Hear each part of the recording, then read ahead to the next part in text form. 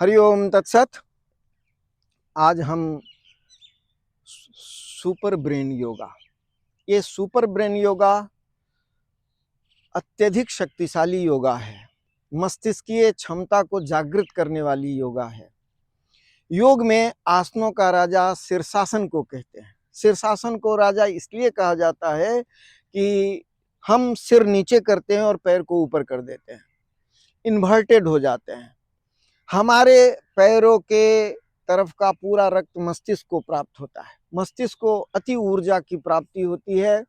पृथ्वी की गुरुत्वाकर्षण शक्ति जो हमें पैरों के बल नीचे की ओर खींच के रखती है, हमारी ब्रह्मांडीय शक्ति को, ब्रह्मरंध्र की शक्ति को नीचे की ओर अधोगामी बना के रखती है, उसको ऊर्ध्वगामी बनाना ये शीर्षासन में होता है। इसीलिए 84 लाख आसनों में शीर्षासन को आसनों का राजा कहा गया, क्योंकि कहते हैं योग योग सब कोई कहे, योग न जाने कोई, अर्धधार उल्टा चले, योग कहावे सोई। अधोगामी ऊर्जा ऊर्ध्वगामी जब बनती है तब हम उसको योग कहते हैं। माने हमारी शक्ति नीचे है और शिव ऊपर है, शक्ति कुंडलनी जागृत होती है और हमारे चक्रों का वेधन करते हुए मूलाधार सहस्त्रार, मूलाधार से सहस्त्रार की यात्रा करती है, तो उसे हम कुंडलनी योग कहते हैं और उसे हम हठ योग भी कहते हैं, क्योंकि वहां भी उद्देश्य यही होता है शिव शक्ति का मिलन। और शिव हमारे ब्रह्मरंध्र में है, शक्ति हमारे नीचे है। शक्ति का ऊर्ध्वगमन ही योग का एकमात्र प्रयोजन है। ये भले ही इसे हम राजयोग में न माने, लेकिन हम इसे कुंडलिनी योग हठ योग में तो अवश्य इसी तथ्य और सिद्धांत को मानते हैं। हम इन सारे दृष्टांतों को देकर आपको कहना ये चाहते हैं कि सिर को शक्ति चाहिए, अतिरिक्त शक्ति चाहिए, और वह अतिरिक्त शक्ति शीर्षासन से प्राप्त होता है और वह अतिरिक्त शक्ति सुपर ब्रेन योगा से प्राप्त होता है। वह व्यक्ति जो इन्वर्टेड अवस्था में अपने शरीर का संतुलन बनाए नहीं रख सकता है, उसे सुपर ब्रेन योगा जरूर करना चाहिए। सुपर ब्रेन योगा का बहुत फायदा है। मैं एक एक करके उसके सारे फायदे को बताऊंगा, उसके लाभ को बताऊंगा। आइए एक बार इसके प्रक्रिया का डिमोन्स्ट्रेशन करते हैं कि कैसे इसको करना चाहिए। तो सबसे पहले अपने बाएं हाथ से हम अपने दाहिने कान को पकड़ते हैं। आप लोग भी पकड़ लीजिए, दाहिने कान को पकड़ लेते हैं। दाहिने हाथ से बाएं कान को पकड़ते हैं। अब यहाँ पे हमें समझना पड़ेगा कि दाएं हाथ से बाएं को क्यों पकड़ते हैं, ये एक बात है। फिर कान को ही क्यों पकड़ते हैं और पूरे कान को क्यों नहीं पकड़ते हैं, केवल लोअर लॉब को ही क्यों पकड़ते हैं। इस तरीके से इन सभी बिंदुओं पर हम विचार करेंगे। पहले एक बार करते हैं, फिर इसमें श्वास लेकर के हम धीरे धीरे नीचे जाते हैं और श्वास छोड़कर ऊपर आते हैं। श्वास लेकर, श्वास छोड़कर ऊपर, श्वास लेकर नीचे, श्वास छोड़कर ऊपर, ये प्रक्रिया है। इस प्रक्रिया को जो 40 साल से कम के हैं उनको पूर्व दिशा की ओर, और 40 से ज्यादा हैं उन्हें उत्तर दिशा की ओर अभिमुख होकर के इस अभ्यास को करना चाहिए। अब आप करते रह सकते हैं, आप जो लोग न थकें तब तक करते रहिए।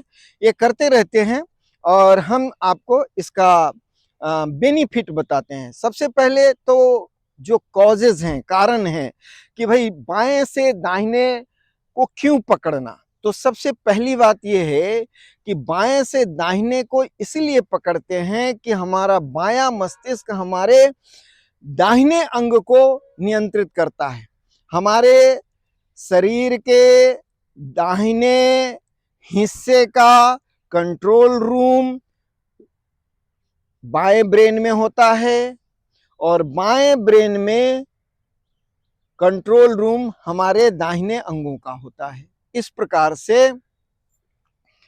ये एक दूसरे के विपरीत धाराएं बहती हैं और इसका संतुलन करना, इसमें संतुलन लाना, मस्तिष्क के अंदर संतुलन लाना, ये योग की सबसे बड़ी प्राथमिकता है।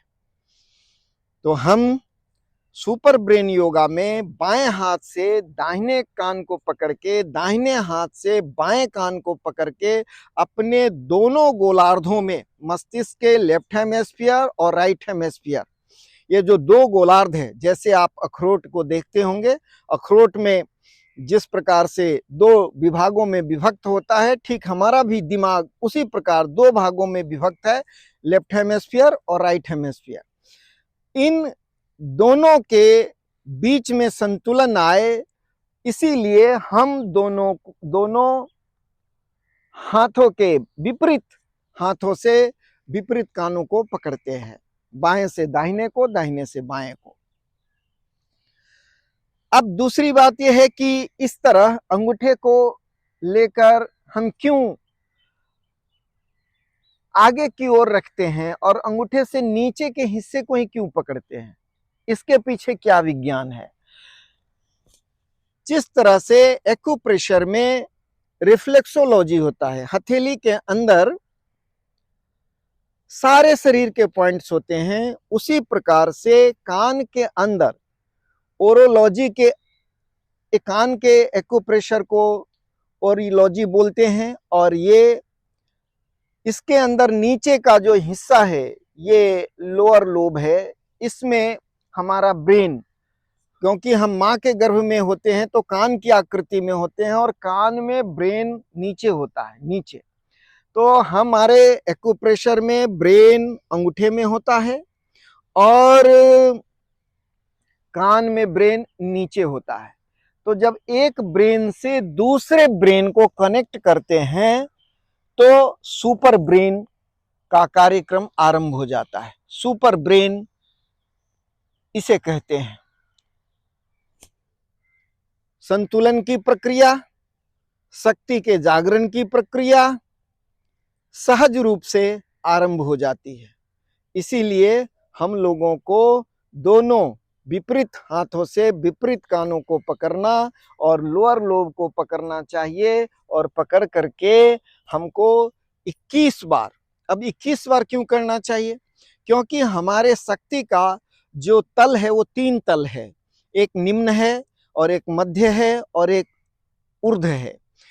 तो नीचे का 3 तल को चार्ज करेंगे और हमारा मध्य में जो मूलाधार, स्वाधिष्ठान, मणिपुर, अनाहत, विशुद्धि, आज्ञा, सहस्त्रार है इनको, और ऊपर के जो 3 तल है भू, भुवः, स्वः, मह, जनः, तपः, सत्य, ये 21 लेयर हैं हमारे प्राण ऊर्जा के।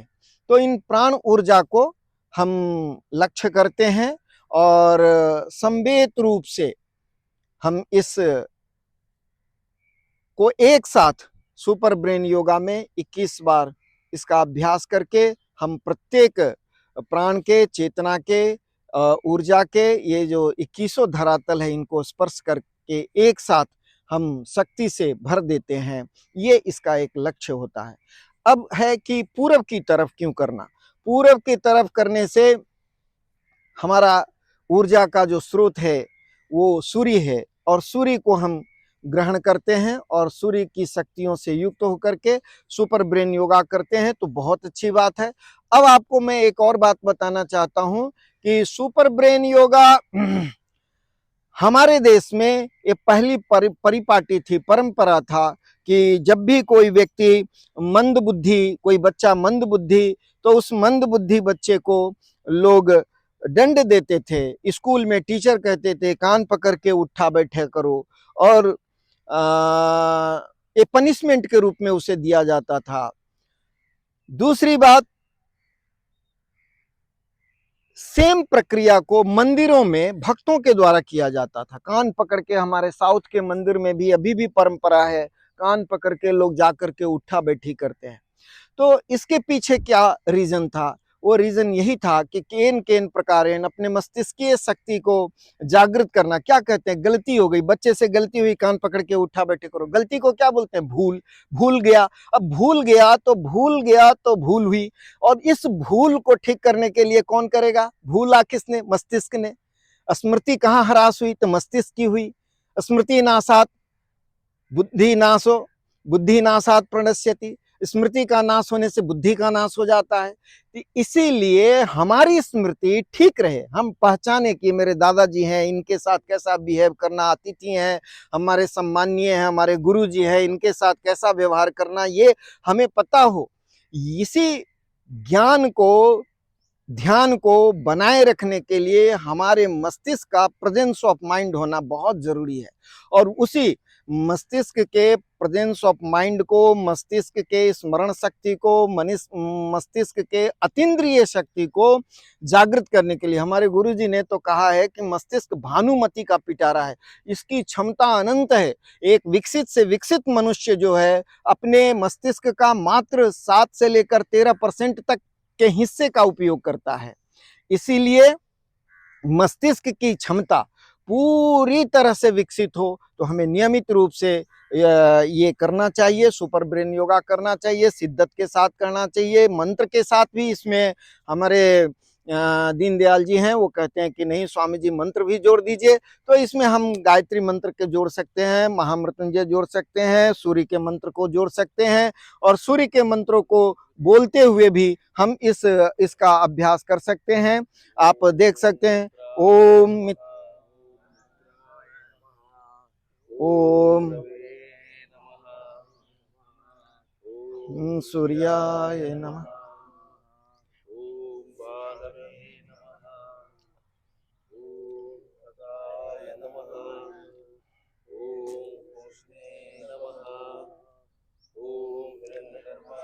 बढ़िया, अच्छा।